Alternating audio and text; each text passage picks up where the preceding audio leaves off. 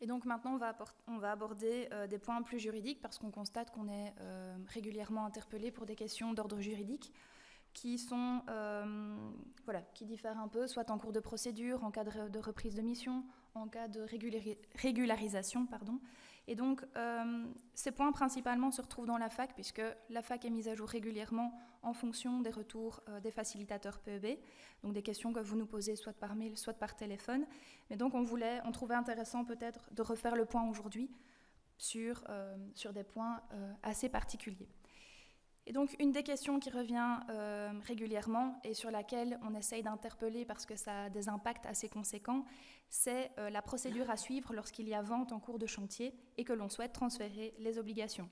Donc, il faut savoir que si les conditions ne sont pas rencontrées, le transfert de déclarant n'est pas acté. Et donc, s'il y a une vente en cours de procédure, c'est bien le vendeur qui va rester responsable des exigences et de la procédure PEB. Donc, ça a des impacts assez conséquents puisque l'acquéreur va effectuer des travaux et pour lesquels la responsabilité portera sur les épaules du vendeur.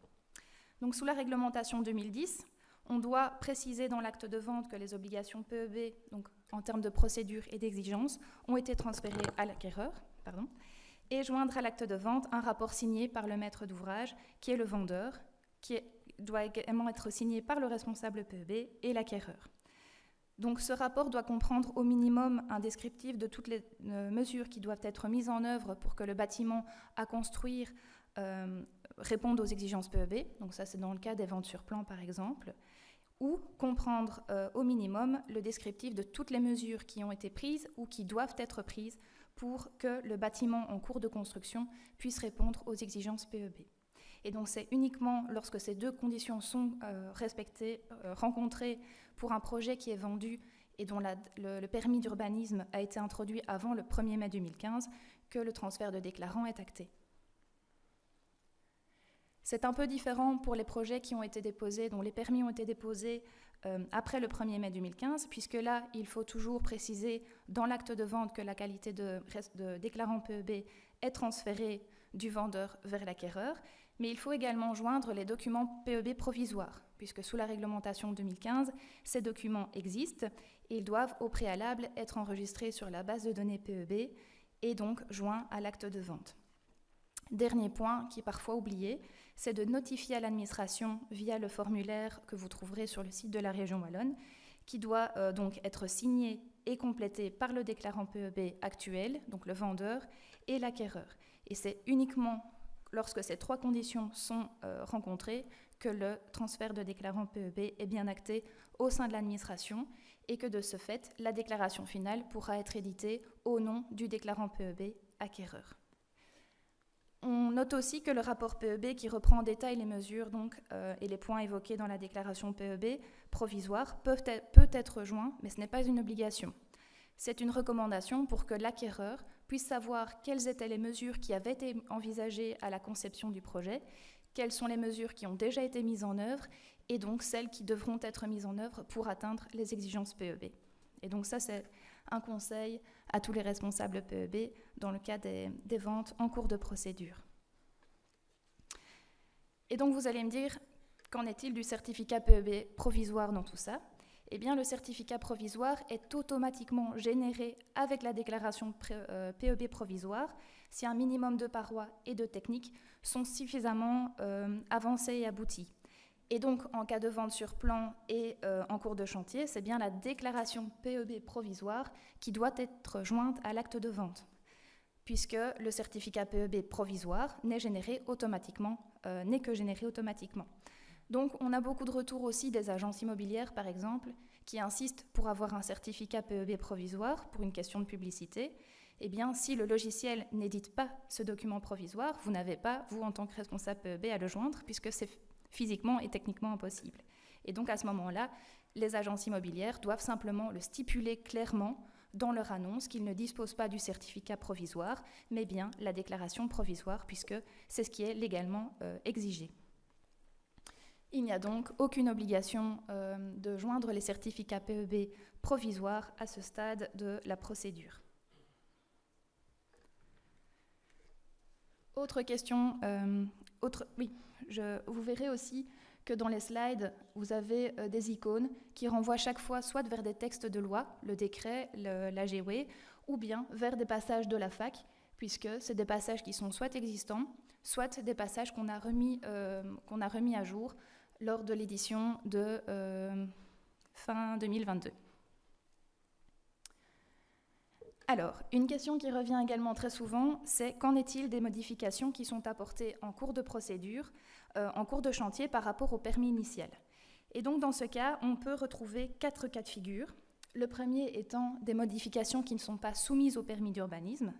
Dans ce cas, on conseille simplement de joindre une note explicative à la déclaration finale pour mettre en évidence les différences entre l'ADI et l'ADF, pour que les agents en charge du contrôle des dossiers puissent se rendre compte des éléments qui ont été modifiés. Deuxième cas de figure, ce sont les modifications mineures en cours de chantier qui nécessitent d'introduire une demande de permis. Et donc, dans ce cas-là, on aura deux procédures en parallèle, puisqu'effectivement, s'il y a une demande de permis qui est introduite, qui va couvrir uniquement les modifications qui sont apportées, eh bien, il faudra joindre des documents PEB relatifs à ces modifications et qui ne porteront que sur les modifications qui font l'objet du permis le second, finalement, permis d'urbanisme. Et donc, la procédure PEB liée au premier permis, qui n'est pas obsolète pour autant, elle doit bien être clôturée avec une déclaration finale qui, elle, va refléter le bâtiment tel qu'il est construit, puisque l'ADF doit bien refléter le bâtiment réellement construit. Et donc, dans ce cas-là, on va reprendre en compte également les modifications qui ont été apportées au chantier. Le cas échéant, effectivement, la seconde demande de permis devra également être clôturée par une déclaration finale. Par exemple, si les modifications apportées relèvent de la rénovation importante, eh bien, vous aurez donc deux procédures en parallèle et la seconde demande de permis devra également se clôturer par une déclaration finale qui, encore une fois, ne va porter que sur les éléments modifiés. Troisième cas de figure, ce sont les modifications majeures en cours de chantier qui nécessitent de réintroduire complètement le permis. Dans ce cas-là, s'il y a un nouveau permis, donc une nouvelle demande de permis, il faudra bien générer une nouvelle référence PEB pour éditer de nouveaux documents PEB. Donc, conformément à l'AGW, ce sont bien les exigences et les procédures, donc tant l'utilisation du logiciel que les formulaires, qui sont applicables en fonction de la période réglementaire. Et la période réglementaire étant définie par la date de dépôt du permis d'urbanisme, et donc le récépissé de dépôt fait à valeur pour définir cette date. Et donc, s'il y a une réintroduction de permis, c'est bien la date du récépissé de cette nouvelle demande de permis qui doit être prise en compte pour définir donc la période réglementaire applicable. Quatrième et dernier cas de figure qu'on a pu mettre en évidence, c'est lorsque des modifications sont apportées en cours de procédure de demande de permis. Et donc, principalement quand le permis n'a pas encore été octroyé. Et donc là, le déclarant PEB peut demander à l'autorité compétente en matière de délivrance de permis l'autorisation d'introduire des plans modifiés, auxquels il faudra également joindre des documents PEB qui sont adaptés en fonction de ces plans et des modifications qui ont été apportées. Évidemment, l'étude de faisabilité doit aussi être adaptée le cas échéant et il faudra donc joindre ces documents au plan. Tous ces éléments sont bien sûr à valider avec la commune. Donc on ne peut que vous conseiller d'avoir un contact préalable avec la commune puisque c'est elle qui va définir s'il s'agit d'un nouveau permis, si les exigences, si les travaux et les modifications sont soumises ou pas à permis. Et donc le service des facilitateurs ne pourra en aucun cas vous aider là-dessus.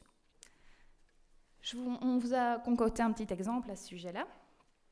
C'est donc par exemple un permis qui est obtenu pour la construction d'un bâtiment à construire avec une toiture à versant. Et finalement, en cours de chantier, il est décidé pour quelque raison que ce soit de réaliser une toiture plate. Et donc dans ce cas-là, il y a bien une introduction d'un nouveau permis qui va couvrir les travaux de cette toiture plate, puisque ce n'est plus conforme au permis initial. On sera certainement en rénovation simple ou importante pour la modification de la toiture et on aura donc deux procédures en parallèle.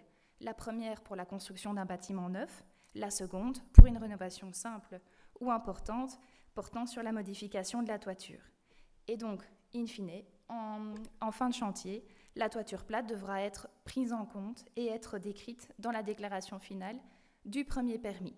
Donc la déclaration initiale portait sur la construction d'une habitation avec une toiture double versant, tandis que l'ADF détaillera une habitation avec une toiture plate. Hop. Autre petit cas de figure pour lequel on aimerait avoir votre avis. C'est ça. Question ou clap. Sortez vos téléphones. Et oui, c'est autorisé. Je dois régulariser la construction d'une annexe, par exemple une salle de bain, réalisée sans permis en 2016. Selon vous, quelle est la procédure et les exigences à respecter du point de vue de la PEB? Donc je répète, régularisation d'une construction, donc d'une annexe sans permis en 2016. Quelle est la procédure et les exigences à respecter du point de vue de la PEB? Choix 1. Là, je les vois pas. Oui. Donc, choix 1, ce sont les exigences et la procédure en vigueur entre le 1er mai 2016 et le 31 décembre 2016. Choix 2, ce sont les exigences et les procédures actuelles qui sont en vigueur au moment du dépôt de cette demande de régularisation.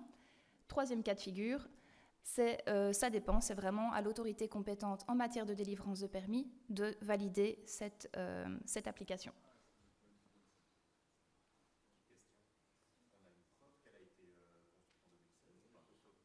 Alors, très bonne réflexion.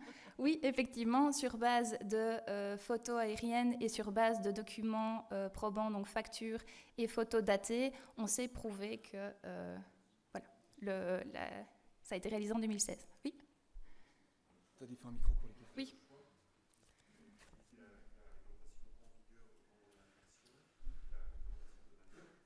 Justement, c'est ce qu'on vous demande, selon vous, et on détaillera juste après.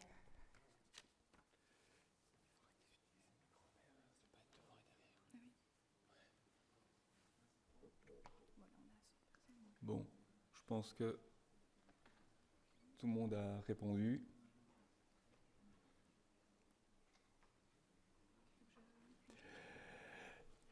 Non, est-ce qu'il faut vous présenter la réponse? Alors, quelle est la procédure? La procédure et les exigences à respecter dans le cadre de la régularisation, en fait, c'est à l'autorité compétente de déterminer quelle procédure suivre. Soit elle décide, c'est à l'autorité compétente en termes de délivrance de permis de décider de quelle procédure PEB il faudra respecter. Soit elle décide d'appliquer la période durant laquelle les travaux ont été exécutés, soit elle décide de prendre en vigueur la période durant laquelle le dépôt de demande de régularisation a été déposé. Pardon ? Alors, ce choix est motivé sur base des éléments que vous allez pouvoir présenter auprès de l'administration lors du dépôt de cette régularisation. Ce n'est pas nous qui faisons les règles, c'est comme ça. Je vois des têtes qui font... Non ? Alors, est-ce que c'est une question à 2000 €? Peut-être, mais c'est la réponse que l'on fournit à chaque fois. En cadre... Alors, le démontrer, je ne sais pas s'il y a à démontrer quoi que ce soit. Mais la règle, c'est que c'est l'autorité chargée. Alors, c'est... Je rigole. Attends, je vais... Vas-y. En fait, on nous signale que, effectivement, quand vous prenez la parole comme ça, on ne vous entend pas puisque c'est enregistré. Et donc, c'est un peu, voilà, c'est dommage parce qu'on a des réponses, mais on n'a pas la question qui a été posée. Donc, gardez bien toutes vos questions. Et à la fin de la présentation, on vous promet de revenir sur certaines questions en essayant d'y apporter des réponses. Mais voilà, c'est une formule hybride. Pour nous, c'est une première. On essaye de faire au mieux. Donc, voilà, on essaye de pallier aussi à des petits problèmes techniques. Et donc, voilà, on essaie que ce format soit le plus optimal possible pour les différents publics. Merci. Alors, pour répondre à la question, la procédure est définie par l'équipe qui est chargée de délivrer l'autorisation de bâtir. Ce n'est pas moi qui le décide, c'est comme ça, c'est dans la réglementation. urbanistique. Et tout ce qui s'ensuit, les exigences, procédures, tout ce qui s'ensuit, suit ce qu'a décidé l'autorité qui se charge de la délivrance du permis. Donc dans le cadre d'une régularisation, ce n'est pas au niveau du département PEB de la région wallonne qu'on va décider quelles mesures à appliquer, c'est au service compétent, c'est-à-dire l'administration communale ou régionale, en fonction de la demande de permis. Vous pouvez donner de la tête de gauche à droite tant que vous voulez, c'est comme ça, c'est pas moi qui le dis. Pardon ? C'est... D'accord, bah écoutez, vous êtes sans doute à 500 régularisations, moi j'en ai pas autant à mon actif, mais c'est la réponse en tous les cas que l'on transmet à chaque fois et il n'y a jamais eu de problème, que ce soit au niveau du département PEB et au niveau des demandeurs. Alors en cas de reprise de mission, je te laisse ? Vas-y. Donc, autre question, en cas de reprise de mission, puisque ça arrive souvent qu'un responsable PEB mette fin à sa mission pour quelque raison que ce soit, et donc le déclarant PEB est dans l'obligation de désigner un nouveau responsable PEB, et donc qu'est-ce qui se passe à ce moment-là ? Eh bien, il n'y a pas de démarche particulière à faire auprès de l'administration, comme c'est le cas par exemple pour un architecte qui mettrait fin à sa mission. Et donc dans ce cas-là, 2 cas de figure. Le responsable PEB initial vous transmet l'encodage initial, donc à partir duquel il a généré l'engagement éventuellement et la déclaration initiale. Vous devez alors, vous, responsable PEB qui reprend la mission, conserver la référence PEB, puisque la référence PEB est liée à un permis, à une référence de permis, et donc il ne faut absolument pas casser ce lien au niveau de la base de données. Il faudra vous ajouter comme intervenant et vous sélectionner à ce moment-là comme responsable PEB du projet. Il faudra alors continuer l'encodage selon les éléments que vous pouvez constater et ce qui a été réellement mis en œuvre et éditer les documents en fin de mission. Deuxième cas de figure, c'est dans le cas où le responsable initial ne vous transmet pas l'encodage PEB. Il faudra alors repartir d'un fichier vierge avec une nouvelle référence PEB, puisqu'il est impossible pour nous, en tout cas pour l'administration, de récupérer une référence PEB pour l'attribuer à un autre fichier. Et donc, il faudra recommencer à zéro l'encodage du projet en générant à la fois l'engagement si celui-ci était d'application, pour tous les projets sous la réglementation 2010, et la déclaration initiale afin de pouvoir générer la déclaration finale. En fait, l'administration n'a pas le droit de vous fournir, de manière générale un fichier PEB d'un responsable PEB vers un autre responsable PEB. Il n'y a que le responsable PEB à l'origine de ce fichier ou ses ayants droit, malheureusement si le responsable PEB est décédé, qui peut transmettre et qui peut donner l'accord de transmettre le fichier vers un autre responsable PEB. La réglementation ne dit rien à ce sujet.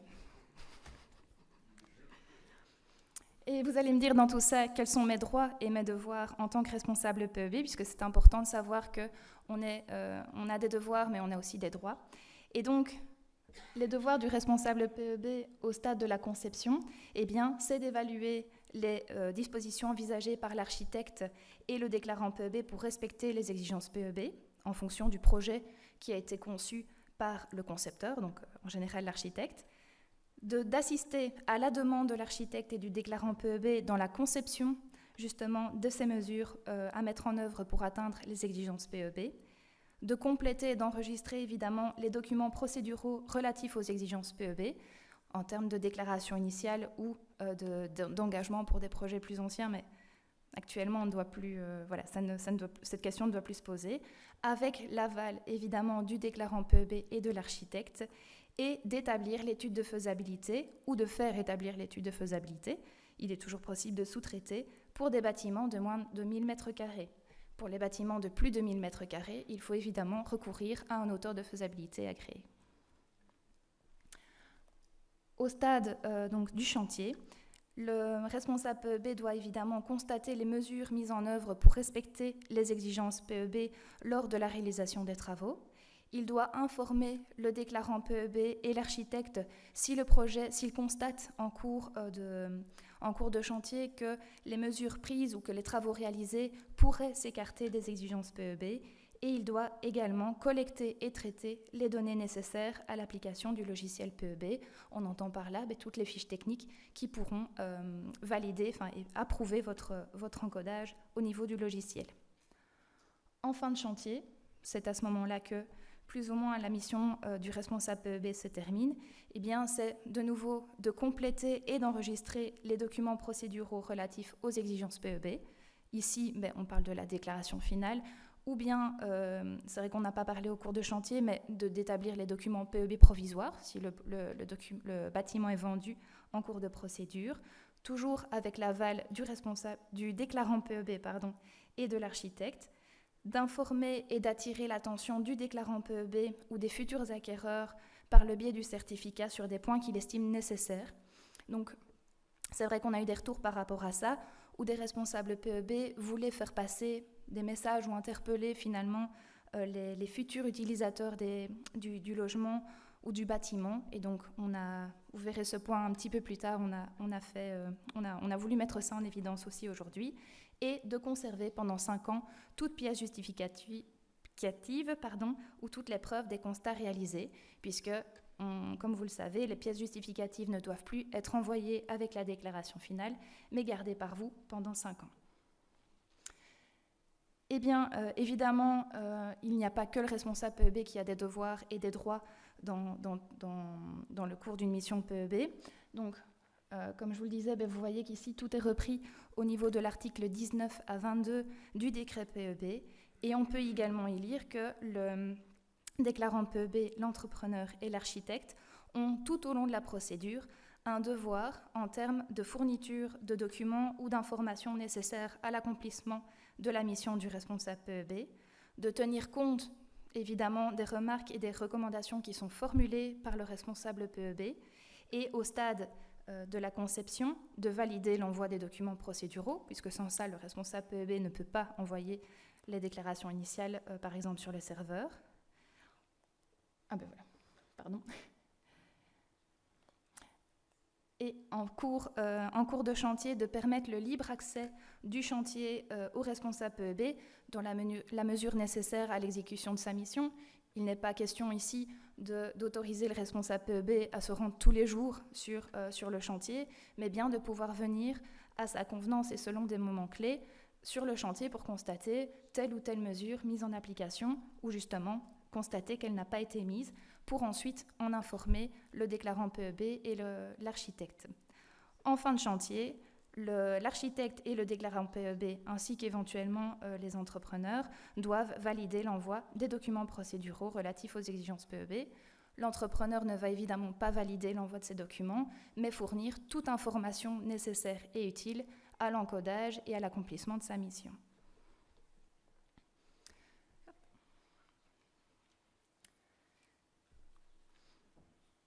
Et donc, on termine déjà vous êtes encore avec nous pour un petit moment, mais on termine cette présentation, ce séminaire, par quelques cas concrets, puisqu'on a vu que c'était une réelle demande des responsables PEB qu'on puisse aborder ces cas concrets.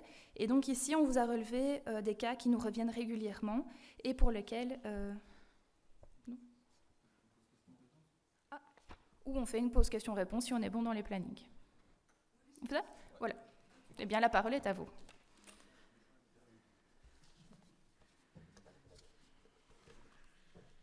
Et donc, on va utiliser principalement le micro pour que ceux qui nous suivent en ligne puissent avoir la question et la réponse. Ce sera quand même beaucoup plus efficace. Je peux poser la question ? Oui, je vous écoute. Okay. On a parlé tout à l'heure, globalement, de mettre des panneaux solaires photovoltaïques partout et des pompes à chaleur, c'est un peu ça le résumé. Oui. Bon, j'ai 2 cas existants, pas loin d'ici, où le problème, ça a été le gestionnaire de réseau de distribution qui ne veut pas augmenter la puissance des livrets. Donc, impossible de mettre une pompe à chaleur parce que 40 ampères monophasés, ça ne marchera pas. Et dans un autre endroit, on n'a pas su mettre les panneaux photovoltaïques comme on voulait parce que il y a une grosse entreprise, une ferme dans le coin qui fait que ça disjoncte. Quand il y a trop de soleil, il n'y a pas de production. Alors, on ne va tout de même pas demander à un client d'installer une pompe à chaleur qui ne marchera jamais, rien que pour faire plaisir à la PEB, ou de mettre une vingtaine de panneaux solaires sur son toit, alors qu'on sait très bien que ça ne fonctionnera pas. Le problème, c'est bien le PEB ici, c'est bien avoir un objectif, mais il faut voir un peu la concrétisation sur le terrain et les limitations que donne ORES, qui est tout de même aussi un service public, et il n'y a pas moyen de leur faire changer d'avis. Il faut porter une plainte, mais ce n'est pas possible. Voilà. Ça, je vais peut-être passer la main à Arnaud, qui sera certainement plus compétent que moi pour vous répondre.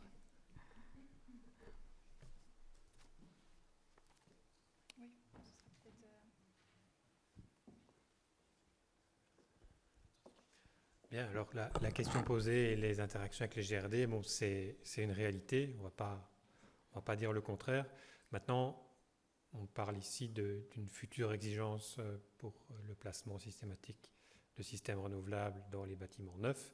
Il y avait un représentant d'un des deux GRD qui est conscient de ça, qui a fait part de ce problème d'une électrification massive de la société de manière générale. Bon, il n'a pas apporté d'explication ou de perspective par rapport à ça, mais bon, j'ai pas de réponse miracle à la question, mais voilà, les GRD sont conscients du passage à l'électrification qui se fera progressivement et qui est largement poussé par l'Europe, ça c'est sûr. Il faudra trouver des solutions pratico-pratiques pour que ça fonctionne. Alors vous dites PV et PAC. Bon, ça, comme Ronald a montré dans le diagramme en quartier, bon, ça fait partie des solutions qui aujourd'hui sont le plus placées. Maintenant, il reste les autres solutions, donc biomasse, solaire thermique et réseau de chaleur. Voilà. On ne dit pas qu'il faut mettre absolument une PAC, on ne dit pas qu'il faut absolument mettre du PV. Voilà, le choix restera libre pour respecter un certain pourcentage d'énergie renouvelable dans le nouvel indicateur. Donc voilà, il faudra, je dirais, comme toujours, voir le projet, quelles sont les possibilités et comment est-ce qu'on peut répondre aux exigences. Et bon, s'il y a manifestement une impossibilité sévère, pour ceux qui ont déjà eu affaire au service contrôle PEB, voilà, il y a une série de situations où le contrôleur est un être humain et ne va pas aveuglément sanctionner à tort et à travers. Donc voilà, je ne peux pas dire autre chose à ce stade. Voilà. Oui. Frédéric. Ma question concerne la déclaration finale. Lorsque le maître d'ouvrage s'en fout un petit peu de toute réglementation et qui décide de passer par la certification énergétique parce qu'il a des manquements, quelle est la position à adopter, à part envoyer un mail ou lui expliquer qu'il y a une réglementation à suivre, des amendes, etc. Est-ce qu'il y a une position justement, à part celle-là, à adopter pour lui faire comprendre qu'il ne peut pas? Donc, ce que vous dites, c'est que le déclarant PEB ne fait pas faire une déclaration finale et un certificat PEB 9, mais fait faire un certificat bâtiment existant. C'est ça. On ne peut pas. On ne peut pas. Enfin, pour moi, on ne peut pas, mais voilà. On ne peut pas, mais en pratique, ça voilà, peut arriver. C'est probablement des choses qui se font dans la vraie vie, sur le terrain. Voilà. Mais je vais laisser ma collègue qui saura parfaitement répondre. Oui. Théoriquement, donc le certificateur devrait refuser de certifier ce bâtiment-là et ça ne résout pas le problème que le déclarant est en défaut puisque la déclaration PEB finale n'est quand même pas faite. Donc il reste susceptible d'avoir des amendes pour avoir désigné un certificateur à la place du responsable PEB. Et donc à ce moment-là, le responsable PEB, lui, donc, il a une preuve en envoyant un mail en disant ben voilà, vous ne pouvez pas, etc. Mais à part ça, pour se couvrir, on n'a rien d'autre pour se dédouaner en quelque sorte. Généralement, les responsables PEB envoient des recommandés aux déclarants rappelant les obligations. À part ça, vous n'avez pas d'autre moyen de les contraindre à faire la déclaration finale, bien entendu. Bon, c'est des cas d'école, hein, ça arrive très rarement, mais ça arrive, oui. Okay, merci. Et si je peux me permettre, on rappelle toujours que c'est bien le déclarant PEB qui est responsable du respect des exigences et de la procédure, pour autant qu'il ait bien été informé par écrit des risques qu'il prend, donc par le responsable PEB. Donc à partir de ce moment-là, votre responsabilité ne pourrait pas être engagée puisque vous n'avez pas l'aval du déclarant PEB pour pouvoir envoyer cette déclaration finale. Encore une question par ici. Oui. C'est un point qui m'a interpellé concernant en cours de permis, la modification de plan, donc en code été D442. C'est en fait ce que le code été prévoit, c'est moyennant l'accord de l'autorité compétente, l'introduction de plans modificatifs et, si nécessaire, une modification de la notice d'évaluation des incidences. Oui. Aucun des autres documents qui sont exigés par le code été ne peut être rendu. Donc tout document qui est joint en outre des plans et de la notice est illégal et peut, je parle en connaissance de cause, prêter le flanc à casser un permis par la suite devant le Conseil d'État pour irrégularité de la procédure. Et donc, je suis un peu interpellé de la remarque qui dit qu'en cas de plan modificatif, il y a une modification de PEB. Est-ce que dans le décret PEB, il existe ce moment-là? À ma connaissance, jusqu'à maintenant, ce n'était pas le cas. Et donc, quand le cas se présente, jusqu'ici, moi j'ai toujours considéré que la modification viendrait en DF, avec une explication effectivement de pourquoi ça a changé au moment du permis, mais qu'il y avait, entre guillemets, aucune mise à jour de la DI à faire ou de suppression, etc. Puisque, en fait, d'un point de vue code été, il n'y a pas de possibilité légale d'aller amener un nouveau document à ce stade à la commune. Alors, je vous avoue que je n'avais pas connaissance de ce cas d'école. Maintenant, les documents PEB doivent correspondre à l'élément, à l'objet du permis d'urbanisme. Et donc, si l'objet du permis d'urbanisme a changé, les documents PEB, lorsque l'agent traitant va analyser le dossier, doivent correspondre à ce qui est demandé comme permis. Maintenant, je vous avoue que je ne saurais pas répondre plus que ça. Et donc, on prend bien note de cette question et on vous reviendra sans faute, puisque c'est effectivement très intéressant comme cas de figure.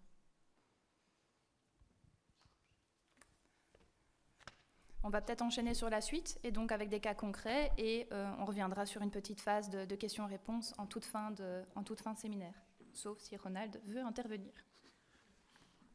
Je voulais juste essayer d'apporter une précision sur la question sur la régularisation. Donc, en discutant avec les collègues et en faisant de rapides recherches. Donc, le principe, c'est un principe au niveau urbanistique. C'est pas la PEB qui décide de ça, ni notre administration. Donc, c'est bien que l'autorité compétente est à même de choisir entre les deux réglementations, celle qui doit s'appliquer, mais dans la toute grande majorité des cas, elle choisit la réglementation la plus ancienne, qui est la moins contraignante, par facilité et par principe de dire qu'au moment où les démarches administratives auraient dû être faites pour ce bien-là, c'était à cette époque-là, et donc c'est normal de lui appliquer les lois qui étaient en vigueur à ce moment-là. Mais donc nous, on a déjà été contactés par des responsables PEB qui se retrouvent face à des communes qui, elles, disent non, moi, en tant qu'autorité compétente, je décide de vous imposer les exigences actuelles. Et c'est dans ce cadre-là qu'on a été confrontés à ces cas-là. J'ai trouvé très, très rapidement sur le net qu'il y a déjà eu des décisions du Conseil d'État qui a dit que non, en cas de deux réglementations applicables, bien souvent, le Conseil d'État va vers ce qu'on appelle la réglementation la plus douce. Donc des gens qui se retrouvaient dans ce cas-là en disant je fais une régularisation, on m'impose les exigences actuelles, aller en recours devant le Conseil d'État, et le Conseil d'État leur retourne en arrière en disant oui, c'est bien la réglementation la plus ancienne qui est applicable. Donc, on peut dire que dans les faits, en effet, dans la toute grande majorité des cas, ça sera la réglementation la plus vieille qui sera appliquée aux biens régularisés, mais la règle, c'était bien celle que c'est l'autorité compétente qui décide laquelle doit s'appliquer. Voilà.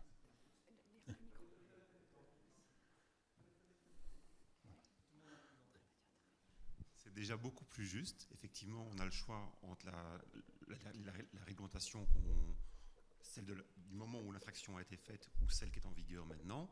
Évidemment, en général, on choisit la plus favorable, mais on a quand même le choix. Mais ce n'est pas l'autorité compétente qui décide. D'ailleurs, vous l'avez dit, puisqu'il y a eu des recours au Conseil d'État. Donc, c'est autant l'autorité compétente que le maître de l'ouvrage qui décide de celle qu'il a envie de privilégier. À mon avis, ce qui est compris dans le principe, c'est l'autorité à qui on demande une autorisation qui va décider quelle procédure est à respecter. C'est la même chose comme vous l'avez dit au début. C'est effectivement, ça ne concerne pas nécessairement la PEB, cette règle-là, mais ça concerne la matière urbanistique. Et donc, c'est quelque part, entre guillemets, une sorte de négociation avec l'administration de laquelle on va accepter. Mais juridiquement, le maître de l'ouvrage a le droit de décider de prendre celle qui lui semble le plus avantageux, d'une manière ou d'une autre, peu importe le critère. Et c'est ce que le Conseil d'État dit. Oui. Donc ce n'est pas l'autorité compétente qui décide. La faculté de le faire, simplement si elle le fait et que ça n'arrange pas,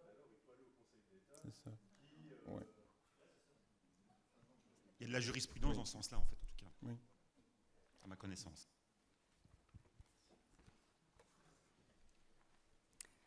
Donc maintenant, on attaque les cas concrets, mais merci pour ces échanges.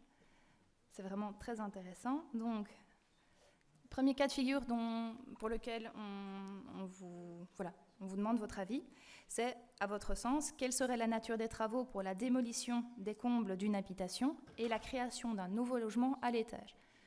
Donc vous avez ici le schéma d'une habitation dont le volume protégé est de 320 mètres cubes, pour laquelle on va démolir les combles. Donc le volume ici est à démolir et on va reconstruire un logement complètement autonome à l'étage. Donc on va passer de 320 mètres cubes à 350 mètres cubes, mais bon, ça, je vais dire, ça n'a pas vraiment d'importance. Donc c'est vraiment de savoir quelle est la nature des travaux pour la reconstruction, la construction d'un nouveau logement en place d'un volume complètement démoli, d'un volume protégé existant. Donc on va passer sur vos claps, donc sortez bien vos GSM. Donc première, oui, je n'ai pas les slides ici. Oui, bâtiment assimilé à du neuf. Voilà.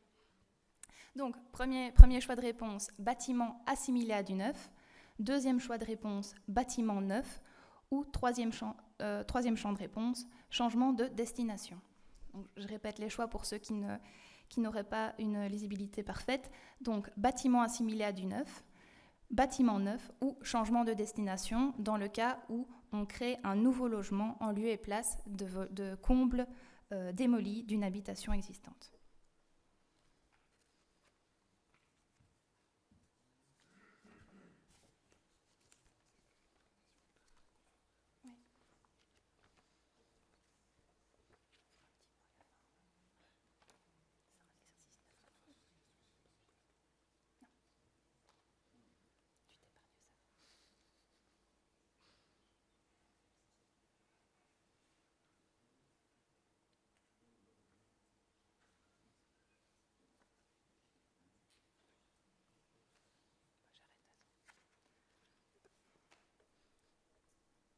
Alors, je propose qu'on passe aux réponses. Donc, pour la majorité, c'est un bâtiment assimilé à du neuf qu'il faudrait considérer. Donc, on peut repasser sur le PowerPoint. Eh bien, en fait, la nature des travaux à considérer donc, pour la création de ce nouveau logement autonome, eh bien, bâtiment neuf, puisque le bâtiment neuf est à considérer dans le cas où on est justement dans le cas de la construction d'une unité entièrement neuve. Ici, on est bien dans ce cas-là, puisque comme je le montrais sur l'exemple ici, on reconstruit un logement au-dessus, on va dire, en extension. C'est ce qu'on voit souvent, hein. On démolit les combles, on arrase jusqu'au niveau du plancher et on construit un appartement, comme ceci. Eh bien, c'est bien du bâtiment neuf, puisqu'on est dans le cadre de la reconstruction, construction totalement neuve d'une unité PEB. Le sol n'est pas neuf, mais... Voilà, ici, on ne pourrait pas considérer que que l'unité est neuve juste par l'utilisation du plancher, surtout que le plancher, on va le réisoler certainement, on va certainement y apporter des modifications, mais donc dans ce cadre-là, on est bien dans du bâtiment neuf. Et donc, si des travaux sont également envisagés au niveau du bâtiment existant, comme c'est souvent le cas, on va changer des châssis, on va peut-être isoler par l'extérieur, il s'agira alors de considérer ces travaux indépendamment des travaux de construction de l'unité neuve, et donc il s'agira certainement de rénovation simple ou importante. Et donc dans ce cas-là, puisqu'on a deux natures de travaux différentes, on aura à encoder deux bâtiments au niveau du logiciel PEB, le premier en bâtiment neuf pour le logement, le second logement qui est créé entièrement, et le second en rénovation simple ou importante pour les travaux qui sont apportés sur le bâtiment existant.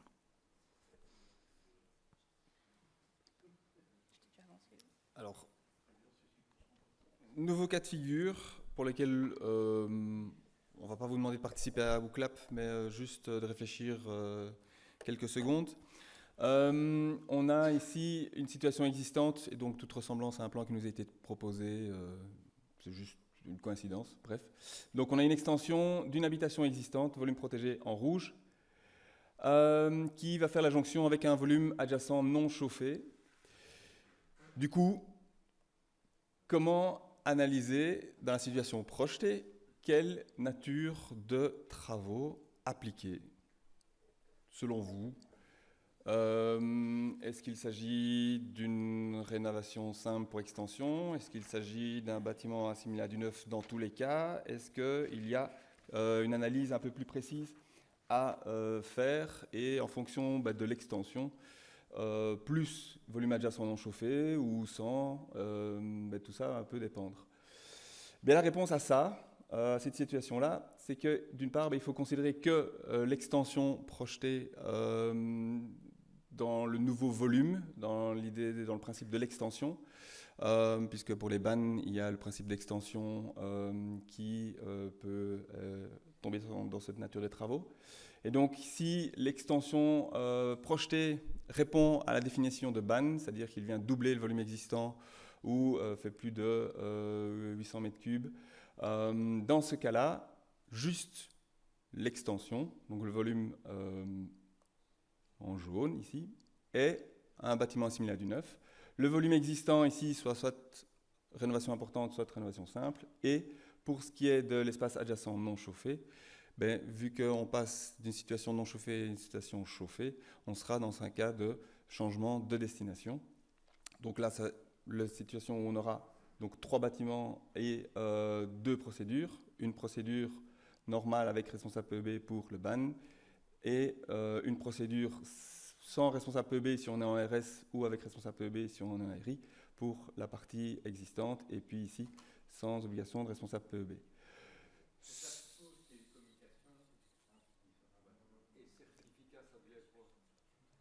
Alors là, au niveau du certificat, on abordera la question plus tard. Et ici, c'est dans la situation où on agrandit, bien sûr, le volume existant. Donc tout communique. S'il s'agissait, comme on l'a vu précédemment, pour ce volume, je vais arriver avec mes boutons, s'il s'agissait pour ce volume-ci d'une nouvelle unité, on serait tombé alors dans le cas d'un bâtiment neuf, puisque c'est une nouvelle unité. Ici, on parle bien de l'agrandissement d'une unité existante. Autre cas, donc si l'extension ne répond pas à la définition d'un bâtiment assimilé à du neuf, dans ce cas-là, on considère l'ensemble comme étant une rénovation importante ou simple. Et donc, en fonction du pourcentage des travaux de modification de l'enveloppe par rapport à l'enveloppe existante, on va définir si on dépasse les 25% ou pas, et donc on va tomber en rénovation importante ou rester en rénovation simple. Est-ce que c'est clair? Ouais. Merci. Hop. Alors, voilà. Donc, quelle serait donc la nature des travaux lors de la création d'un logement? On vous propose 3 cas de figure. Donc le premier, lorsque le logement est aménagé dans les combles existants d'une habitation, donc le cas de figure A, pardon. Lorsque le logement est aménagé au sein de caves ou d'un garage accessible depuis l'habitation. Et troisième cas de figure, lorsque le logement est créé dans les caves ou le garage qui n'est pas accessible depuis l'habitation. Eh bien, on a 3 réponses. 2 réponses différentes, on va dire, puisque de manière générale, les caves, les garages et les combles d'une habitation accessibles depuis le volume du logement sont considérés comme ayant une destination résidentielle en situation existante.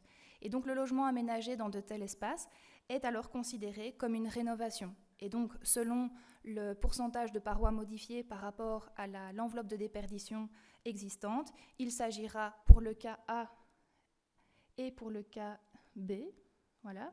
Donc pour le cas A et le cas B, il s'agira de rénovation simple ou importante. J'ai été trop vite. Voilà. Attention qu'ici, on parle bien des exigences PEB. En aucun cas, on ne parle d'autres réglementations comme la salubrité, puisqu'effectivement, aménager un logement dans une cave, dans des combles ou dans des garages, ou tout autre aménagement est bien soumis à d'autres réglementations, dont la salubrité. Mais donc ici, on vous présente des cas qui ne porteront que sur la PEB. Et donc c'est à tenir en tête aussi. Et donc, si par contre le logement est entièrement créé dans des caves ou un garage qui n'est pas accessible depuis l'habitation, eh bien à ce moment-là, on sera dans le cadre de la création d'une unité PEB résidentielle au sein d'un espace adjacent non chauffé, qu'il faudra alors considérer comme un changement de destination non chauffé à chauffé. Et donc, dans les cas de figure qui vous ont été proposés, le cas de figure C est bien considéré comme un changement de destination.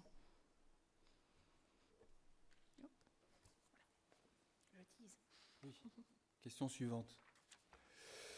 Question qui a valu pas mal de questions, enfin de discussions à Bruxelles notamment, puisque l'interprétation est un peu différente, même différente.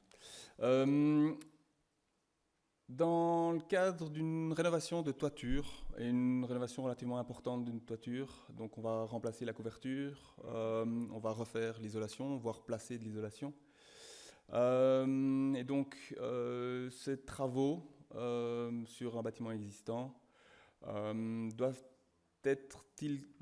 être considérés comme une paroi rénovée ou comme une paroi reconstruite, sachant que en fonction de la définition que l'on donne à ce type de paroi, on se trouve soit dans le cadre d'une paroi modifiée, donc RI, RS, ou s'il s'agit d'une paroi construite ou reconstruite, ben là on peut se retrouver en ban si on dépasse les fameux 75%. À votre avis, là je vais demander peut-être un lever de main. Qui pense que c'est une paroi rénovée, lève la main. Ouais, en majorité, pas mal. Les autres donc considèrent que c'est une paroi reconstruite, une paroi neuve, je suppose. Eh bien en fait, il s'agit d'une paroi qui est rénovée. Pour la bonne raison que dans le cadre de la réglementation PEB en Wallonie, on considère que la transformation d'une toiture, d'une paroi existante, et donc une transformation, on parle d'amélioration de son niveau d'isolation, on n'intervient pas sur la structure, les éléments porteurs. Du coup, même si, contrairement à la région bruxelloise, où on considère dès que l'on peut passer la main à travers de la paroi, on se retrouve dans une paroi neuve, dans ce cas-ci, vu que les éléments portants, donc structurels, ne sont pas remplacés, on reste dans le cas d'une paroi rénovée.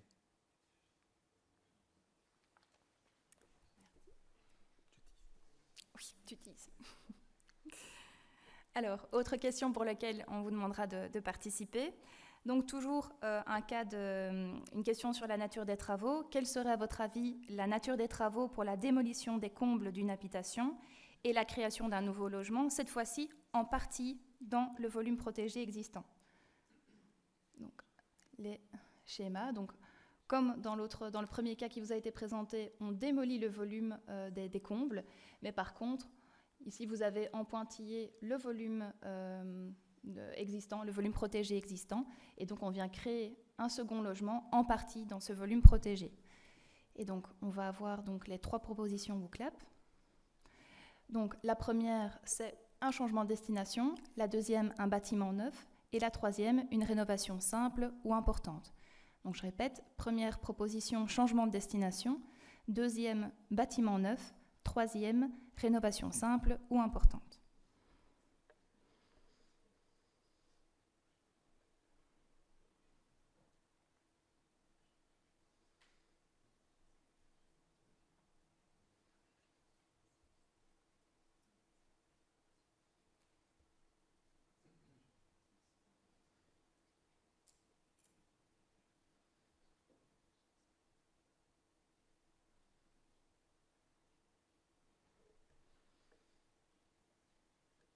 On voit que la réponse, les choix sont bien assez marqués, donc on va repasser au PowerPoint, la présentation, pour justement valider ou pas votre choix.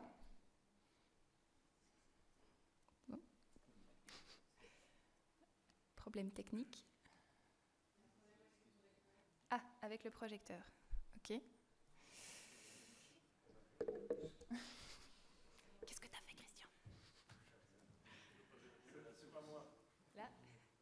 Les aléas du direct.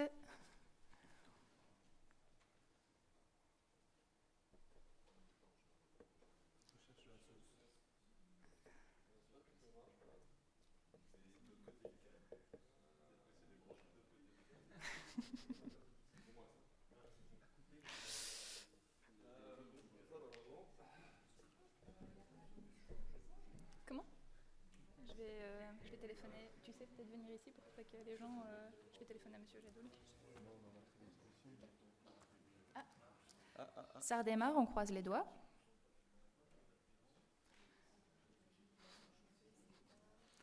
Oui.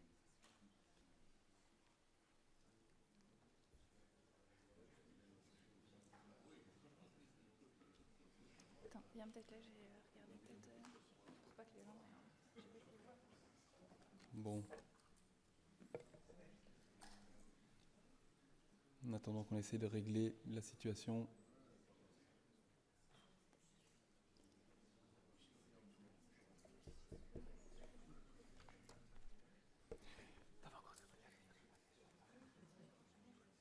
Enchaîner sur quoi? Quelle réponse? La réponse est là.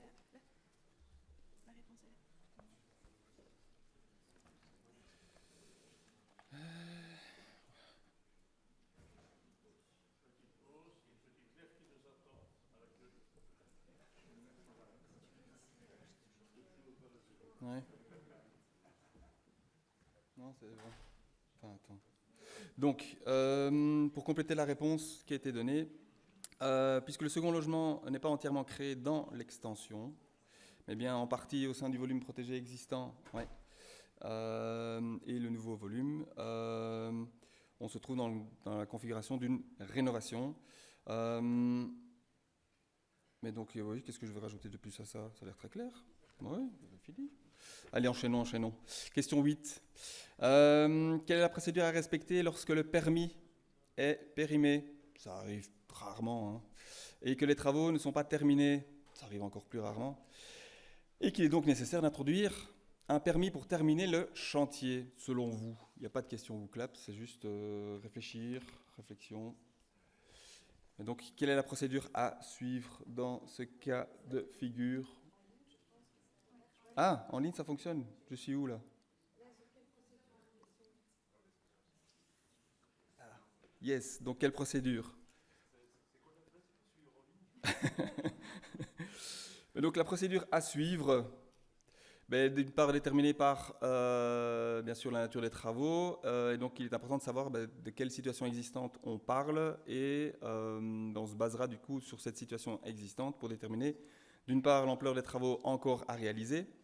Et du coup, de voir du coup de quelle importance des travaux on parle. Et donc du coup, en concertation avec l'autorité délivrante, je crois que j'ai compris, on décidera et elle fixera une procédure PEB et on déterminera également du coup quel est l'objet de la demande de permis. Il faudra ensuite,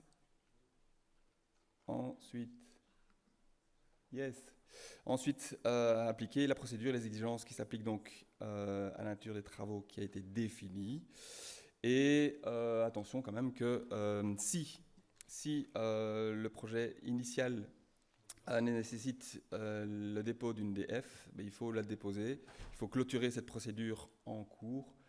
Sauf bien sûr s'il s'agissait d'une procédure simple, c'est-à-dire sans obligation de responsable PEB. Question suivante. Tu reviens? Je reviens. Question suivante. J'en suis où? Voilà.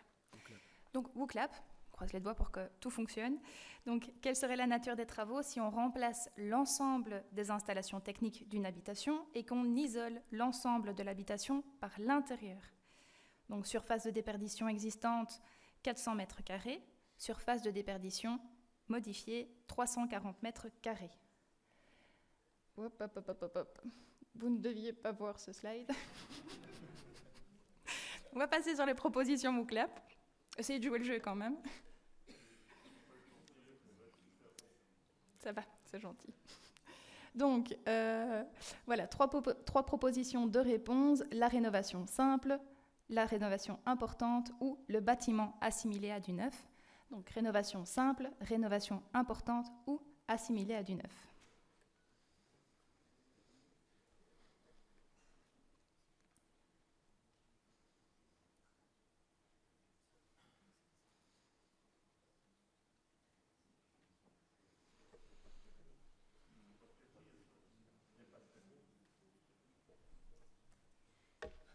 c'est pas dans l'énoncé.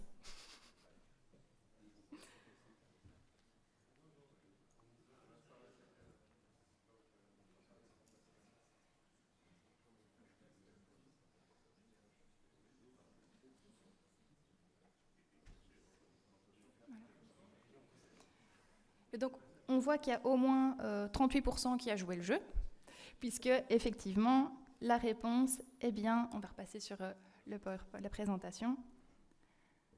Donc il s'agit bien dans ce cas-ci d'une rénovation simple, puisque aucune paroi ne va intervenir dans le calcul des 25%, puisqu'aucune paroi, dans ce cas-ci, n'est soumise à permis d'urbanisme, en tout cas dans ce cas de figure, puisqu'isolée par l'intérieur ne nécessite pas une demande de permis d'urbanisme, et que dans le calcul des 25%, pour définir s'il s'agit d'une rénovation simple ou d'une rénovation importante, on comptabilise toutes les nouvelles parois de déperdition, donc toutes les nouvelles parois créées, y compris par exemple le placement de châssis, le remplacement de châssis, et toutes les parois de déperdition existantes modifiées, soumises à permis, et donc ça c'est une notion importante à prendre en compte, et dont la performance énergétique est modifiée. Par contre, et ça c'est aussi très important, c'est que tous les travaux soumis aux exigences PEB sont à encoder, même s'ils ne sont pas soumis à permis d'urbanisme. Oui. Oui. Alors, donc on demande si effectivement, j'ai parlé du remplacement des châssis. C'est une erreur de ma part, puisque le remplacement de châssis n'est pas considéré comme une nouvelle paroi de déperdition. C'est une paroi de déperdition existante modifiée. Donc je parle bien du remplacement et pas du placement, puisque le placement c'est une nouvelle paroi. Mais le remplacement, c'est une paroi modifiée qui peut ou pas être soumise à permis d'urbanisme. Mais ça, ce n'est plus le secteur de la PEB, c'est vraiment à faire valider par l'autorité compétente en matière de délivrance de permis pour savoir quels sont les travaux qui sont soumis ou pas et vous permettre ainsi d'effectuer votre calcul de 25%.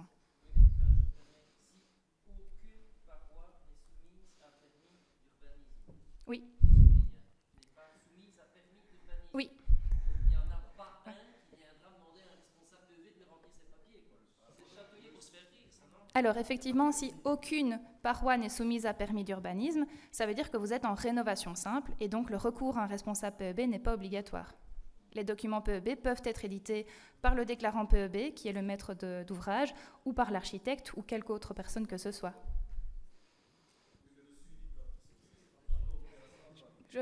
Si vous pouviez utiliser le micro, comme ça, ce sera plus confortable pour ceux qui nous suivent en ligne. Le suivi de la procédure n'est pas obligatoire non plus. Si. Alors, depuis 2017, tout travaux impactant la performance PEB est bien soumis aux exigences PEB, peu importe qu'il y ait permis ou pas. Et donc, étant donné que tout citoyen est censé connaître la loi, effectivement, le remplacement de châssis, ce n'est peut-être pas soumis à permis, donc on remplace ces châssis, mais ça ne dédouane pas d'avoir une réflexion et de respecter les exigences en termes de performance thermique du châssis et de ventilation pour les espaces secs, pour les châssis qui sont remplacés dans les espaces secs. Donc voilà, le fait de ne pas avoir de permis ne dédouane en aucun cas le respect des exigences, bien que la procédure PEB n'est pas appliquée. Pas de procédure, pas de formulaire, mais exigence PEB est respectée. Mais on est d'accord. C'est une question. Certificateur, en effet. Ouais. Mais on est conscient que pas mal de remplacements de châssis se font uniquement sur la surface du châssis et rarement sur la ventilation hygiénique. J'ai des confrères, et on en a tous, qui à un moment ont un problème parce qu'il y a une régularisation à faire, parce qu'il y a un moment des pièces à faire valider au niveau urbanistique. Et donc la question de la ventilation devient du coup une question qui arrive au facilitateur PEB, c'est-à-dire qu'est-ce qu'on fait ? La question encore qui nous est arrivée hier, j'ai les châssis, ils vont être placés dans la baie, mais il n'y a pas la place pour les grilles de ventilation. Est-ce qu'on peut mettre ça dans le mur ? La ventilation dans le mur, oui, pourquoi pas, mais vous avez contacté tous les fabricants, ils ne vous proposent pas des solutions qui sont très satisfaisantes. Donc voilà. Si pas satisfaisante au niveau de la performance, c'est-à-dire que vous allez avoir d'une part des surfaces limitées au niveau des grilles de ventilation que vous allez placer dans les murs, et donc des débits du coup limités. Et donc s'il s'agit d'un espace de type chambre, ça peut peut-être encore passer, mais s'il s'agit d'un salon avec une belle grande baie vitrée, hein, la grille dans le mur, elle ne va pas être terrible. Du coup, pardon ? Mais parce que vous n'allez pas atteindre le minimum, parce que vous avez une grande pièce. Et que pour rappel, l'exigence minimale, c'est 3,6 fois le mètre carré. Donc voilà. Donc nous, professionnels, on est attentifs à ça, on conseille les clients, le vendeur de châssis, ben, il ne le fait peut-être pas comme il faut. Mais donc, voilà, même s'il n'y a pas de permis d'urbanisme pour remplacer un châssis, il y a des exigences d'application en région wallonne, notamment la ventilation hygiénique. Donc, informer et former au maximum sur ce point. Oui, il y a une autre question. Je vais peut-être juste revenir, justement, parce qu'on a vu qu'il y avait quand même beaucoup de monde qui avait répondu un BAN. On a fait un peu exprès de vous induire en erreur, puisque effectivement, on parlait d'isoler l'ensemble des parois de déperdition et de remplacer l'ensemble des installations techniques. Donc on atteignait plus de 75% d'enveloppe modifiée dans ce cas-ci. Et en fait, le bâtiment assimilé à du neuf doit être exclu pour une bonne raison, c'est qu'ici, on n'est pas dans le cas de 75% de parois remplacées. Et donc, c'est toute la notion de parois modifiées et de parois remplacées, puisque dans ce critère de 75% de parois remplacées, on parle bien d'une paroi qui est remplacée, dont on va enlever la structure porteuse pour la remplacer par du neuf. Et donc, le fait d'isoler par l'intérieur ou par l'extérieur, ce n'est pas du remplacement de structure porteuse, et donc ça n'entre pas en compte dans ce calcul des 75%. Et donc on écarte à ce moment-là le critère du bâtiment assimilé à du neuf. Donc concrètement, pour contrôler le pourcentage de parois modifiées, donc de parois remplacées, pour le critère des bâtiments assimilés à du neuf, on va comparer la surface de l'enveloppe existante qui est conservée après travaux, qui est divisée par la surface de l'enveloppe existante. Et donc, si on est supérieur ou égal à 25%, ça veut dire qu'on a au moins remplacé 75%. Ah ben voilà. Merci pour l'assistance technique. Donc voilà. Donc, on va comparer la surface de l'enveloppe existante conservée par la surface de l'enveloppe existante. Et donc, si on est inférieur ou égal à 25%, on se trouvera en bâtiment assimilé à du neuf, puisque ça veut dire qu'on a conservé moins de 25%, et donc on a remplacé plus de 75% de l'enveloppe existante. Dans le cas contraire, on se retrouvera en rénovation simple ou importante, et il faudra ensuite faire un second calcul, celui des 25% avec les 3 critères que j'ai abordés précédemment pour définir s'il s'agit d'une rénovation simple ou importante. C'est à toi. Déjà. Alors, petit point d'attention. Petit point d'attention parce qu'on l'a déjà, je pense, évoqué. Il arrive qu'entre le moment où vous, responsable PEB, remplissez les documents et ce que le déclarant en fait, il peut y avoir des changements, il peut y avoir des évolutions que vous pouvez peut-être sentir. Et donc, il est possible de mettre des commentaires dans le logiciel PEB et des commentaires qui apparaîtront dans le certificat. Et donc, vous, en tant que professionnel, vous avez le devoir d'informer correctement votre client. Et donc, si au stade de la DF, vous constatez que certains éléments peuvent évoluer après que vous ayez fini votre mission et que du coup, vous soupçonnez qu'il y a des choses qui peuvent évoluer, mais du coup dans le mauvais sens peut-être de ce que vous avez réalisé, pour vous protéger, pour vous couvrir quelque part, et informer aussi, surtout, le déclarant sur ses obligations, il est possible donc de laisser des petits commentaires. Par exemple, vous avez un chauffage local uniquement présent au rez-de-chaussée, c'est l'exemple qui est repris ici, et vous soupçonnez que à l'avenir, l'occupant va installer des radiateurs électriques à l'étage. Vous savez la conséquence que ça peut avoir sur la performance énergétique et donc sur le certificat, que d'avoir des chauffages électriques à l'étage et un chauffage différent en bas. Enfin bon, bref, du coup, tout votre travail réduit à néant. Et donc, il est possible de laisser des petits commentaires un peu partout dans le logiciel. Paf, voilà, c'est mieux comme ça. Au niveau du projet, donc vous avez à chaque fois l'arborescence ici sur le côté et vous avez un champ commentaire. N'hésitez pas à y laisser un petit mot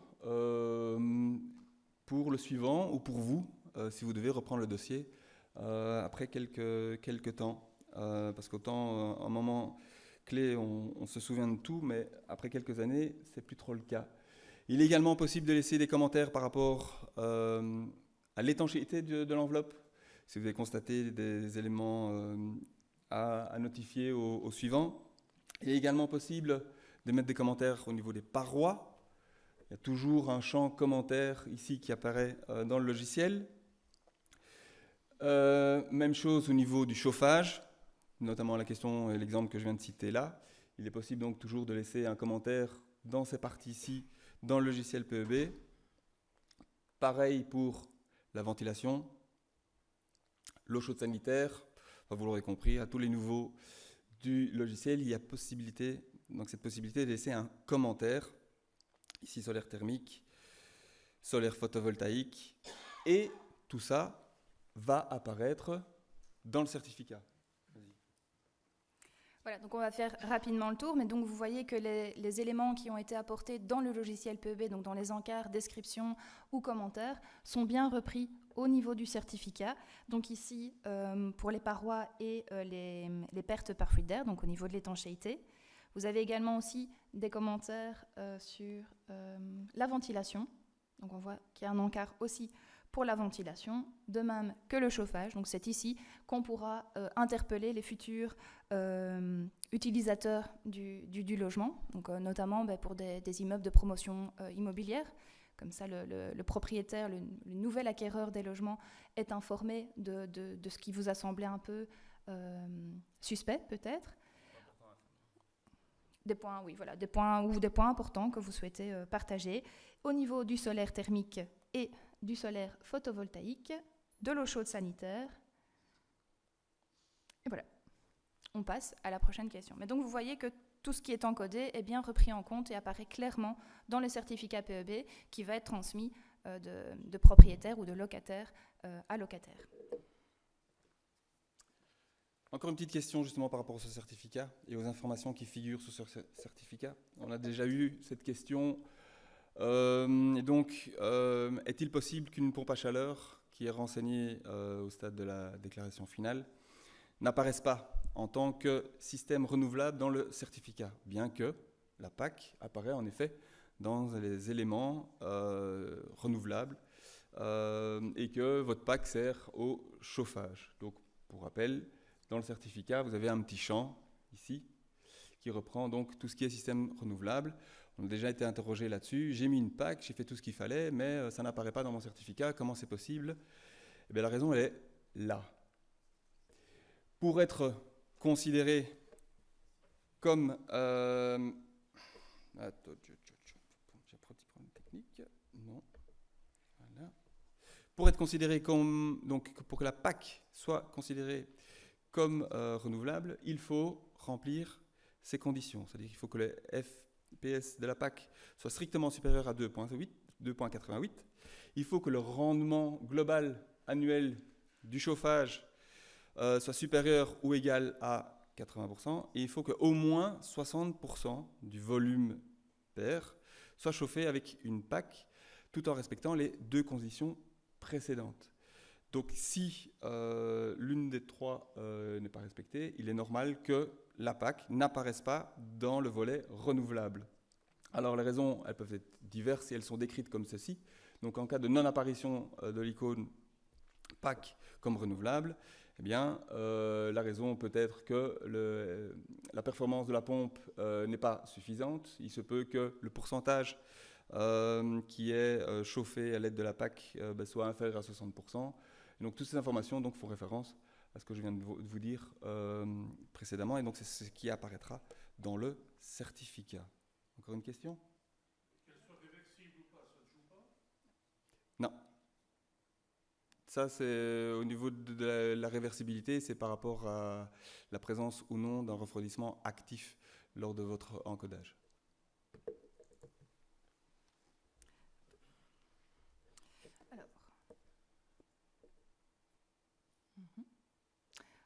Toujours une question sur le certificat, et donc là, vous pouvez participer donc, par WooClap. C'est une question qu'on a reçue il n'y a pas si longtemps, donc via le service des facilitateurs PEB, où on nous interrogeait justement sur les consommations affichées sur le certificat par rapport aux consommations réelles. Et donc, selon vous, ces consommations affichées sur le certificat sont-elles relativement similaires, plus élevées ou moins élevées que les consommations réelles? Donc, première proposition, relativement similaire. Deuxième proposition, plus élevée. Troisième proposition, moins élevée. Et donc là, on va passer sur WooClap.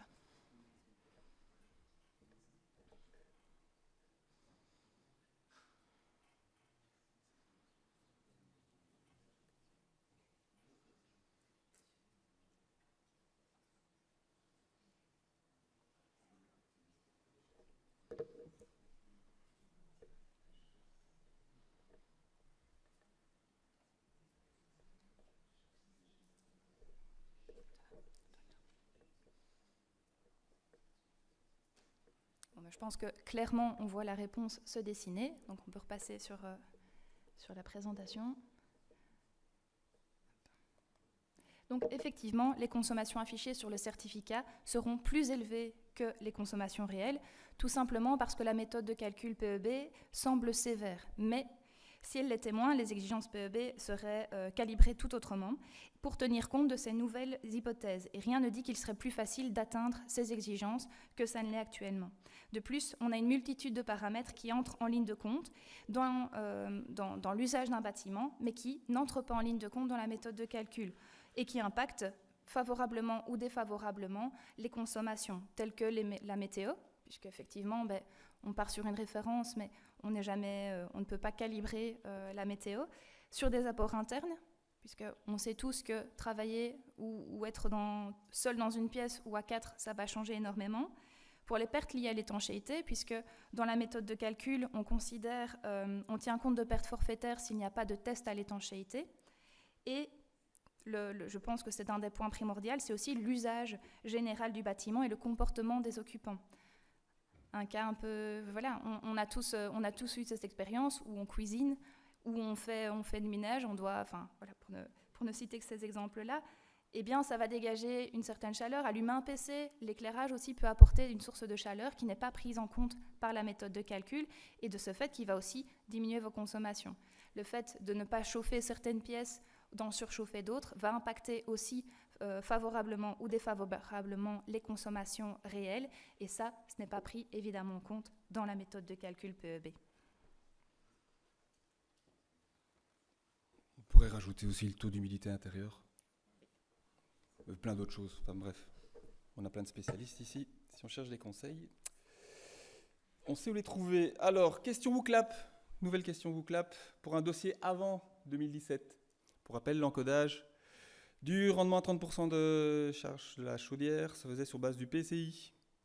Au moment de l'ADF, le chantier dure, la fiche technique que l'on reçoit de l'installateur ne donne qu'un rendement sur base du PCS. Peut-on utiliser cette valeur? Oui ou non?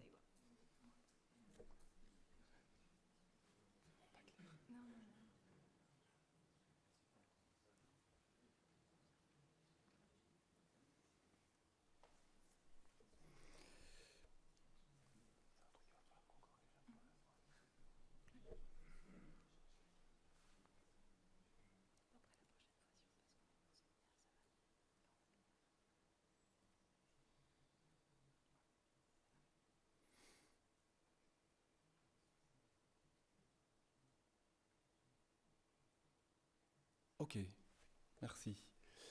Alors, pour où? Des hésitations? Non, je pense que c'est bon. Donc, à 90%, on est dans le bon, puisqu'il faut bien encoder la valeur qui est exigée au stade, la valeur qui est exigée par la méthode au stade du dépôt de la demande de permis, donc avant 2017.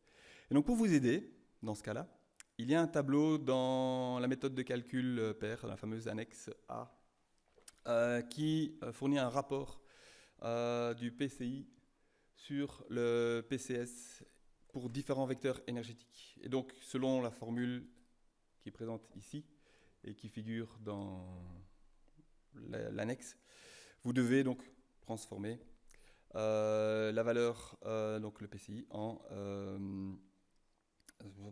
je m'embrouille, enfin bref.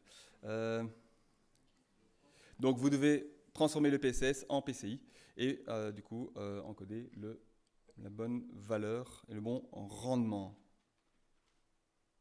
Je pense que c'est tout. Alors, avant-dernière question, avant de clôturer cette séance.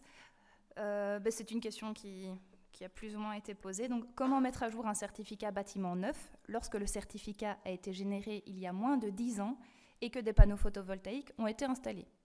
Et donc, pour rappel, le certificat n'est utile qu'en cas de vente ou de location du bien, mais certains propriétaires souhaitent avoir toujours un certificat mis à jour. Mais qu'en est-il quand le certificat bâtiment neuf, donc dans le cadre de la construction de l'habitation, est plus jeune, à moins que 10 ans, pardon. Eh bien, si le délai pour introduire la déclaration finale est dépassé et que l'ADF et le certificat bâtiment neuf ont bien été générés, la procédure PEB est terminée à ce stade. Il faut alors passer par la certification des bâtiments existants pour pouvoir mettre à jour le certificat. Autre question, vous allez me dire, comment fait-on quand on est certificateur puisque ça ne fonctionne pas? Eh bien, effectivement, au niveau du logiciel PACE, étant donné qu'il ne communique pas avec le serveur où se trouvent les certificats bâtiments neufs, il faut reprendre l'encodage à 0. Et donc, dans ce cas-là, lorsque le seul certificat existant pour un bien est issu de la procédure pour bâtiment neuf, eh bien, le certificateur ne doit pas dire qu'il existe déjà un certificat pour ce bien lorsqu'il envoie son encodage sur le serveur. Et donc, ce qu'il est conseillé aussi de faire par le service des facilitateurs certification, c'est d'ajouter un commentaire dans l'onglet remarques, ici, donc remarques descriptif complémentaire pour spécifier le numéro du certificat issu de la procédure de responsabilité bâtiment neuf, puisque les deux serveurs ne communiquent pas pour l'instant en tout cas.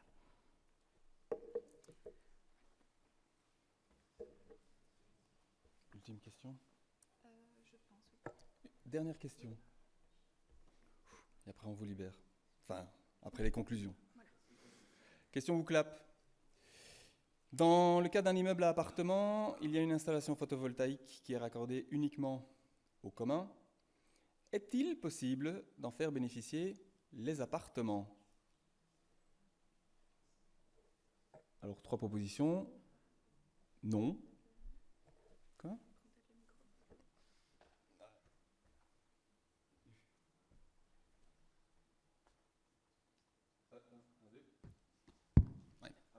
Je vais les lire. Non. La partie qui alimente les communs ne peut être attribuée aux appartements. Réponse de oui, au prorata des volumes de chaque unité. Ou oui, on divise la puissance crête par le nombre d'appartements. Donc non, oui, selon le volume, ou oui, selon la puissance crête et le nombre d'appartements.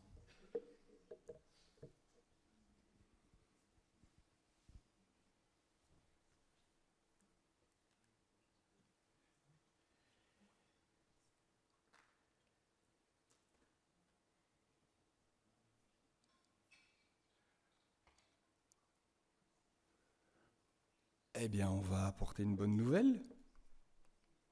Oui, c'est possible de répartir la production photovoltaïque sur l'ensemble des unités PEB. Et donc, chaque unité PEB peut bénéficier d'une part de la production photovoltaïque, mais ceci en fonction d'une part du volume de chaque unité par rapport au volume total du bâtiment, volume non protégé inclus. La méthode actuelle n'est pas très explicite, on est d'accord sur ce partage du photovoltaïque, mais si les panneaux sont situés sur l'immeuble, l'ensemble des unités PEB peuvent bénéficier au prorata de volume de la production photovoltaïque. Donc ce mécanisme est attribué en partie au volume commun, puisqu'il est pris en compte dans ce prorata, Et donc, si par exemple, voilà, c'est peut-être mieux comme ça. Et donc, si par exemple une partie de cette production sert à alimenter une pompe à chaleur, eh bien, on est d'accord qu'une partie ne va pas rentrer dans ce calcul. Qu'importe, il y a malgré tout une prise en compte de ce photovoltaïque qui va donc servir à l'ensemble des unités. Et donc, cette répartition prorata se fait sans distinction de raccordement. Donc, dès lors que les panneaux sont sur le bâtiment et qui sont liés au commun, les unités qui sont ralliées au commun peuvent bénéficier de cette production photovoltaïque. Maintenant, à côté de ça, il est possible aussi de scinder physiquement la production, mais alors à condition qu'il y ait des onduleurs et des compteurs différents pour chacune des unités. Et donc à ce moment-là, on identifiera les sous-stations, on va dire, qui sont attribuées à telle ou telle unité. Et donc on répartira du coup les surfaces reliées via l'onduleur ou le compteur aux unités qui sont reliées à cet appareil. Voilà, donc j'espère que c'est une bonne nouvelle, parce qu'il y a eu beaucoup de personnes qui ont dit non. Une main qui se lève. Question. Non, ça fonctionne. Merci. Je suppose que du coup, c'est intégré également dans le certificat qui est sorti à la fin pour les. Et donc, ma question était de savoir au niveau des certificats PEB existants, en procédure existante, si on devait justement recertifier ce bâtiment-là, à ma connaissance. C'est une bonne question, certification, qui mériterait d'être posée aux spécialistes certification PEB. Mais les méthodes sont différentes, donc Arnaud, est-ce que tu as une réponse? En cas de certification? Non, Arnaud, Ronald, tu aurais une réponse? Donc, dans le cas des travaux PEB, on autorise cette répartition, mais en certification, est-ce que cette répartition est autorisée? Posez la question au certificateur, enfin spécialiste certification.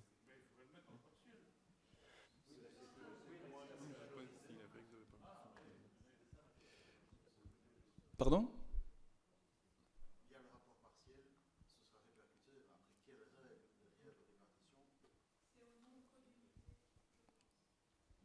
On répond que c'est au nombre d'unités. C'est pas... voilà.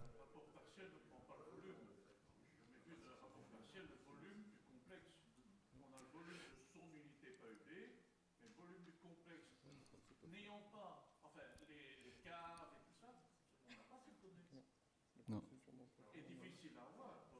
Donc dans le cas d'un certificat, en effet, c'est difficile de faire cette répartition sans mesurer ces données. Mais cette question mériterait en tous les cas, je le répète, d'être posée aux spécialistes. Voilà, vous avez ici les facilitateurs PEB travaux. Et, donc on s'informera aussi et on communiquera une fois qu'on enverra les supports sur comment ça peut se passer en certification, puisque la question a été posée, mérite réponse. Votre calcul, peu importe qu'il ait été décidé comme ça. Oui. Mais c'est complètement débile. On peut... Je suis désolé, non, mais c'est pas pour vous. C'est pas pour vous. En général, le calcul est débile. Alors ça veut dire que maintenant, on va ouvrir la porte à n'importe qui fout des panneaux solaires. Oui. À installer des panneaux solaires à stock sur le toiture d'un immeuble d'appartement. Ça se fait déjà. Et qui en fait n'ira pas du tout à l'utilisateur premier parce qu'on va tout réinjecter dans le réseau. Ça se fait déjà. Ça se fait déjà. Oui, mais c'est complètement con, c'est pas ça l'écologie. Eh bien, vous voulez dire... D'accord. Ah non, c'est pas une question de se donner bonne conscience. C'est, on va dire, une façon de, quelque part, prendre les efforts que l'ensemble des occupants de l'immeuble font dans leur certificat et dans leur performance énergétique. On pourrait partir comme vous sur le principe que, du fait que les appartements ne sont pas connectés à l'installation photovoltaïque, qu'on n'en prenne pas compte. Ok, faisons comme ça. Mais je pense que vous aurez plus de personnes contre vous qu'avec vous. Donc, je pense que l'idée... Mais je vais laisser la place... En fait...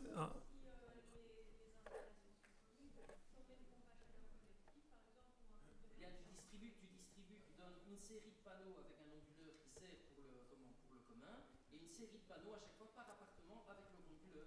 À chaque fois comme ça. Au moins c'est juste, chacun utilise, chacun est autonome, chacun utilise ce qu'il doit faire. Sinon à ce moment-là ça devient des quotas, ça devient des quotités d'utilisation et ça n'est pas logique à ce moment-là. Ça n'est pas logique dans le Donc, s'il vous plaît. Donc, pour les gens en ligne, il y a une question, une remise en cause de cette répartition du PV qui pousserait à placer des quantités importantes de PV pour qu'une unité PEB en particulier puisse en bénéficier dans son calcul PEB. Donc, il faut bien convenir d'une répartition forfaitaire ou simple, mais on peut entendre que ce n'est pas forcément simple et en certification, visiblement, on ne fait pas de la même façon. Maintenant, vous avez raison sur un point d'une certaine façon, c'est que le PV ici, on le déduit à 100% et on en fait une répartition de façon forfaitaire, en tout cas d'une certaine façon standardisée. La Belgique fait partie des 30-35% de pays qui font comme ça, c'est-à-dire comptabiliser toute la production PV et la soustraire du résultat PEB. Le reste, les 2/3 des autres pays membres, ne comptabilisent pas tout le PV,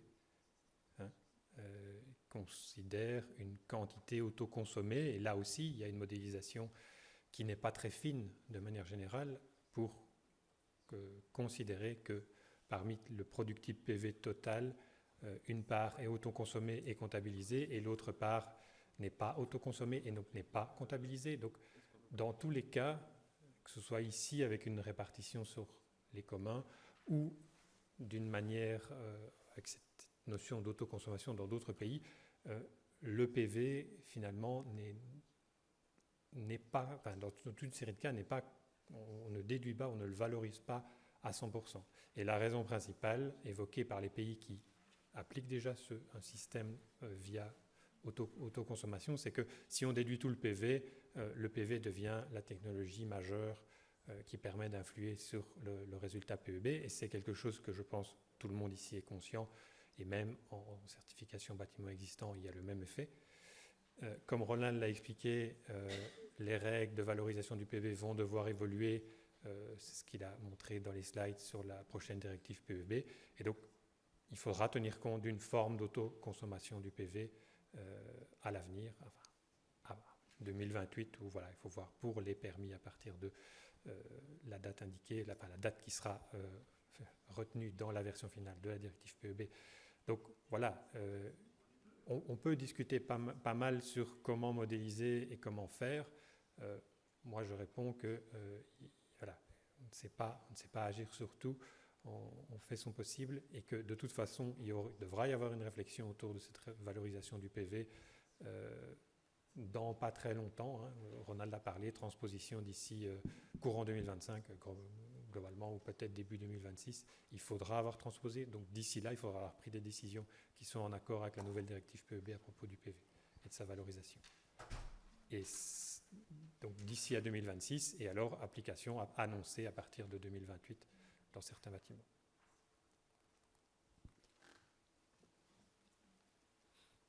Et juste pour finir sur le photovoltaïque, je pense de mémoire que c'est une des règles, la répartition du photovoltaïque, qui a le plus évolué dans les 3 régions.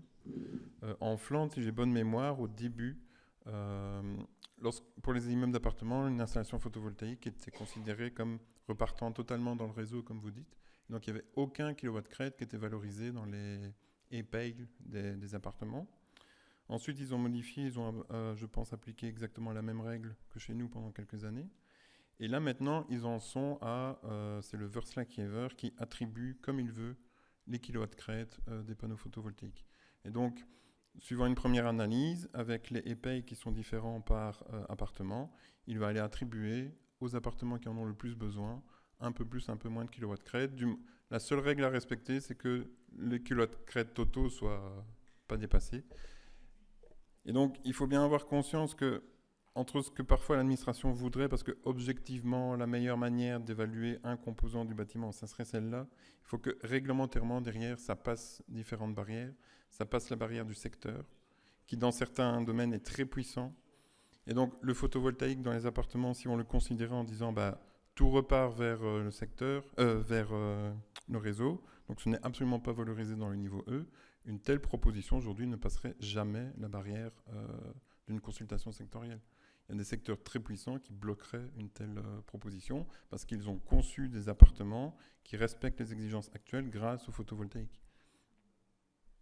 Et si ça peut passer certaines barrières sectorielles, il y a aussi des discussions entre ministres derrière. Et donc certains ministres pourraient dire non, non, non, je ne suis pas d'accord. Et donc le texte est bloqué à un moment donné. Donc entre ce qu'il faudrait faire parfois objectivement et ce qui arrive à passer, il faut admettre qu'il faut savoir lâcher certaines choses.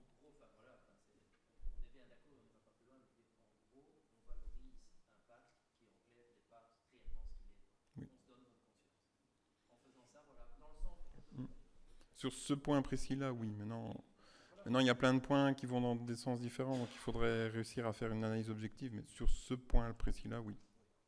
Dans votre compte rendu, vous ne savez pas réexpliquer ça, qu'on soit bien sûr de faire ça comme il faut, parce que je suis sûr qu'il y a un problème de reproductivité de certificats. Donc ce que vous venez de conclure là maintenant, vous ne savez pas le mettre dans le rapport que vous allez envoyer. Qu'est-ce qu'il nous faut faire lorsqu'on arrive à ce cas-là? Comme ça, on a ça sur papier et on sait l'appliquer. Donc je suis sûr que 10 personnes différentes ici, il y aura... Donc, en matière de bâtiments neufs, lorsque une installation photovoltaïque est partagée, on sélectionne les appartements qu'elle alimente. Les volumes de ces appartements sont automatiquement considérés. On demande s'il y a un volume complémentaire en plus, donc au cas où il y aurait la cage d'escalier, une partie non chauffée qui n'a pas été encodée parce que pour les besoins des calculs, on n'en avait pas besoin. Comme ça, dans la répartition, ce volume complémentaire est aussi considéré. Donc, la chose à faire, c'est connecter l'installation PV aux appartements et préciser si oui ou non il y a un volume complémentaire à tenir compte et si oui, évaluer. Ça, c'est en bâtiment neuf. En certification, ça, je ne peux pas vous répondre.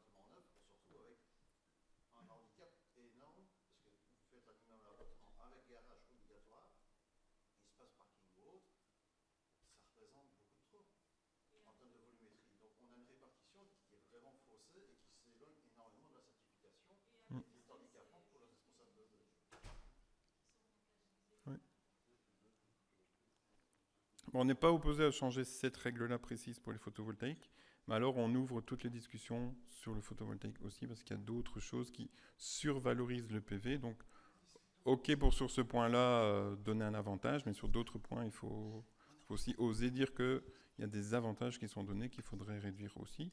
Et alors on revoit toute l'approche photovoltaïque.